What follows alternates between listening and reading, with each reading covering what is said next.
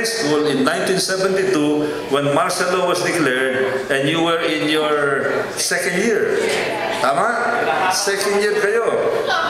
Ako, during that time, I was already in the government and I felt the shock, I felt the shivers when martial law was declared. I can imagine that you experienced the same thing. So that is part of the memory of your high school. Nung panahon na yun, iniisip ko, I remember ang sikat noon, Nora Honor at Vilma Santos. Nag-aaway yung mga Noranyan at mga Vilmanian. Ewan ko, sino ang Noranyan sa inyo? Sino ang Vilmanian sa inyo? Well, Nora Honor, hindi na masyado nababalita ngayon. But of course, we all know that Vilma Santos still very much around.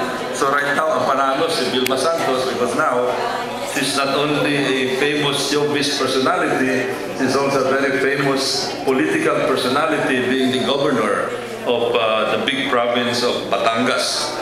Sikat si Eddie Peregrina noon, sikat si Tom Jones, sikat ang Carpenters, sikat yung Hawaii Five-0, sikat pa rin yung James Bond.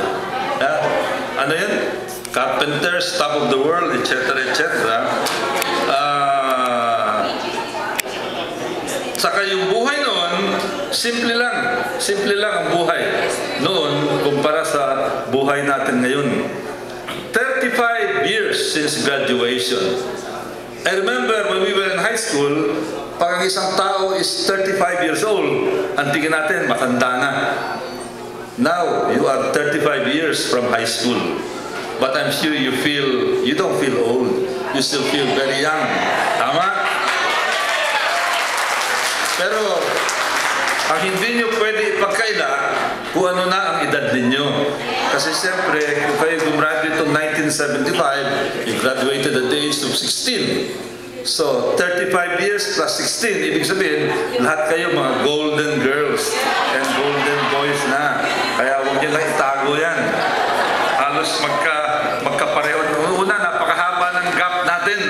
30 years kayo, palit ng palit in percentage yung gap ng 62 at saka ng 75.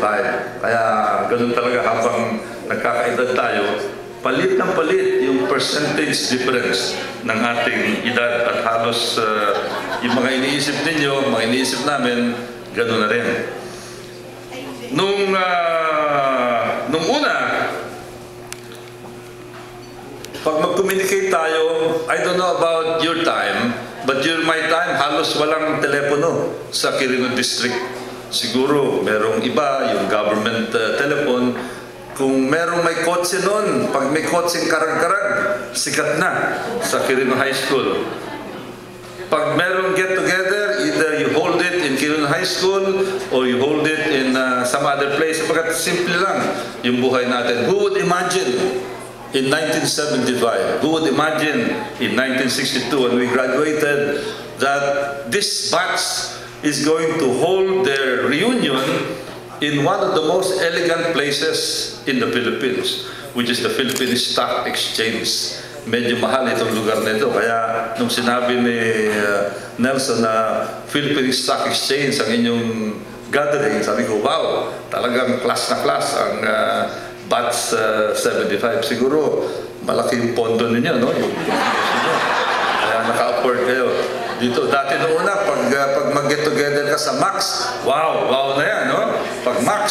Pero ngayon, pag Max, hindi na masyadong wow. Kailangan dito sa isang lugar na katulad ng Philippine Stock Exchange. At sigurado, hindi ko natitignan ko yung mga nakapark na kotse dyan sa harapan. I'm very sure that marami dyan mga elegant places. Noong una, pag get together tayo, susulat tayo, maghuhulog sa post office and hope na yung sulat na yun makakarating.